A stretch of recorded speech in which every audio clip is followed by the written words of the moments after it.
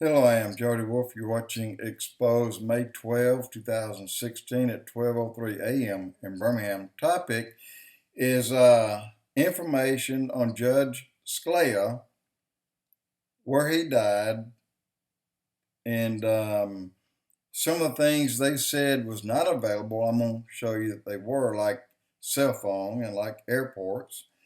The highway leading out of MARFA, Texas, going to the Big Bend Park or through, and that's 35.6 miles down to the CIBLO Creek Ranch. Exactly 35.6. And you turn off Highway 67, 2.2 miles to the house. Airport, where you turn off to his house at 2.2 miles, instead turn left, go a couple hundred yards, and there's the airport. And they'd mentioned that they didn't know how long it'd take to get to an airport. I mean, this is what I heard. Well, the airport's on the ranch, and it's 3 minutes away.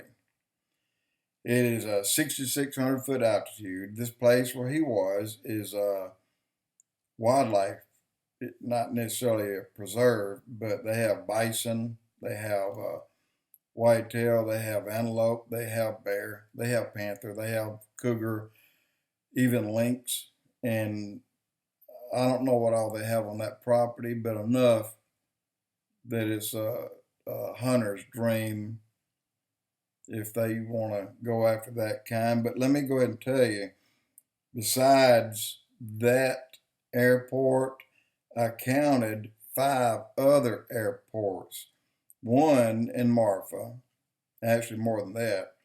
And if you go west of MARFA, there's another one. These are usable, these are airports. But then if you go east of MARFA and south of Highway 90, which is the Texas Pecos Trail, there's several. And I'm just wondering, why are several airports being out in the middle of the desert where nothing is? They're there. VOR, this is a vector. This is a radar that put out 360 degrees.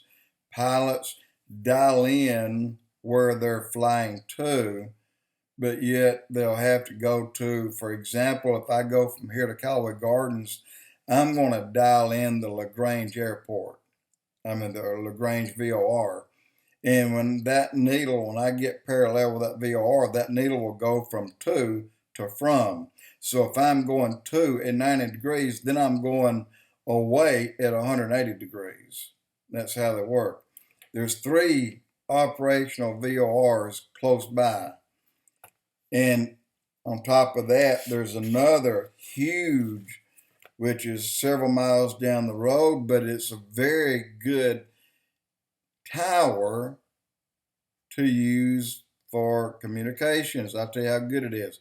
It is a TARS. It is a tethered AEROSTAT radar system, low-level airborne ground surveillance system, and also tethered. It can go to 25,000 feet. This is like a spy in the sky. They can use it ground level. They can use it way up here. And you can bet that straight above it, there will be a satellite at about 225, 250 miles. It's safe up to 65 knot winds.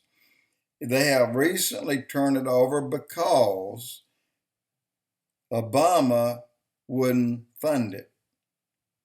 And what has its primary job been for the last several years?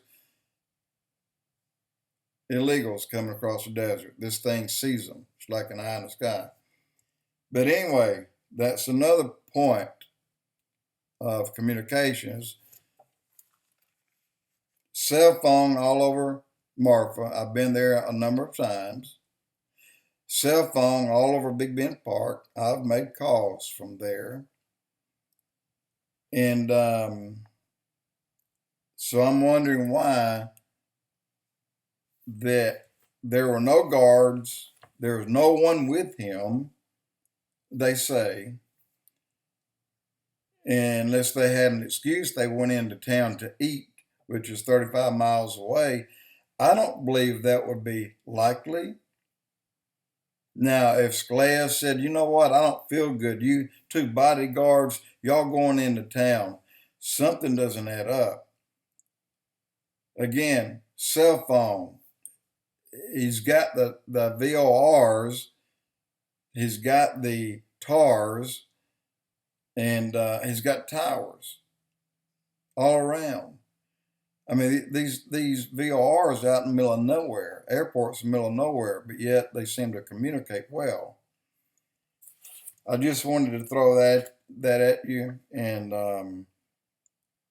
by the way, when Obama signaled that he was going to defund the TARs, it's a USFA, that usually United States Fire Association or Forestry Association, but I think that was a flag name originally, but it's turned over to the Air Force. It should be USAF.